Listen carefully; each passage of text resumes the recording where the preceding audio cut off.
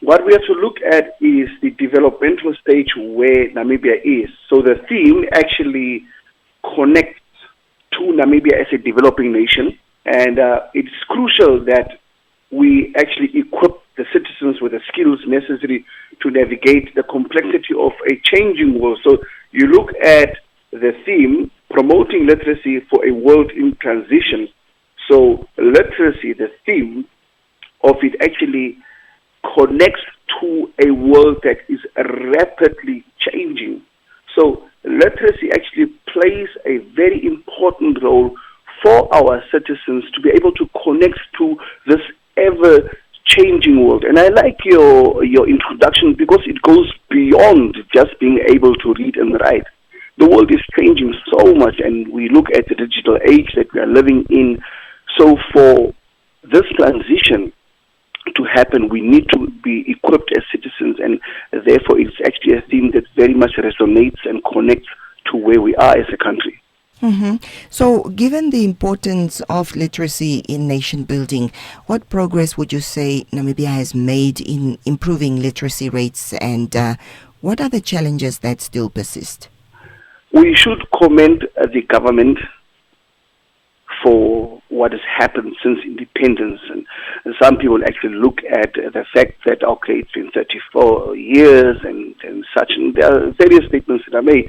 But when you look at the context of the world, you should actually look at the role that the government has played. And it has made significant strides in improving literacy rates, particularly in urban areas. However, of course, we look at the challenges that might still persist in rural regions and among marginalized communities. And therefore, saying marginalized communities, there's still a big gap that sits there, because you might actually have cultural factors and several aspects that might influence people actually taking their children to become students to schools and such. So poverty, language barriers are also contributing to the limited access that these communities might have. But there have been significant strides that have been made in Namibia, and I'm sure that as we see also the involvement of the stakeholders, NGOs, and also the communities, they also play a significant role in this development that I've just actually indicated to. Okay, so Anthony, in what ways can literacy initiatives contribute to achieving Namibia's long-term goals for sustainable development and also for peace?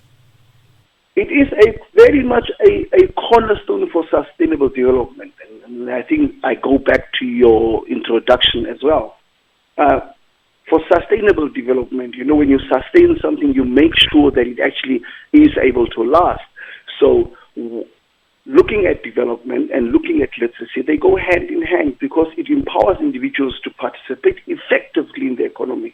Because we look at financial literacy, we look at overall literacy, we look at digital literacy, technological literacy. So it allows people to make informed decisions about their health and well-being, and also to contribute to civic engagement, day-to-day engagement, whether it would be on the political sphere, whether it is in all spheres of community life. So additionally, it also fosters a social cohesion, and also reduces inequality, because the more people are literate, the more they are also able to participate in all spheres, as I've also just shared with you. Mm-hmm. How does the government and civil society then collaborate to ensure that literacy programs reach the rural as well as the marginalized communities in Namibia? We find that government, as the custodian for education and most activities and aspects in the country, they fund and also are important for policy support. While you find the NGOs, the non-governmental organizations, and other stakeholders, such as the community-based organizations, they have the expertise. Now, government might actually make the policies, but you find that most of these organizations are very much active in the communities. So they share their expertise, and the government policies, financial support, of course, they are also involved in several programs, but the networks now work together and they make sure that these programs are delivered effectively and also tailored to the specific needs of the communities. That's now from the NGO side. But this is a very important relationship and collaborative relationship that actually should be celebrated and that can be strengthened across the country and in other spheres of our country as well. So it's a very important relationship. Mm-hmm. Well, Anthony, due to time and looking forward, looking ahead, what would you say are the strategies in place to further enhance literacy and educational quality in Namibia over the next decade? I'm sure that as time goes on, we would actually find that the government would improve literacy as they've been doing across the years, and education. And we look at the focus on early childhood education, enhancing the education of teachers because they are also the ones actually involved in literacy programs, and also investing more in educational infrastructure.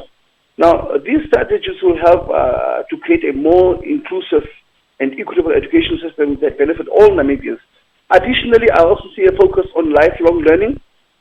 It will also ensure that individuals can continue to develop their skills even if they are not in school. So literacy, very important, the theme that we had this year, and also the role that everybody plays. So it's a very collaborative environment, and I want to commend the government, the NGOs, and everybody for actually fostering a very much literacy-focused nation.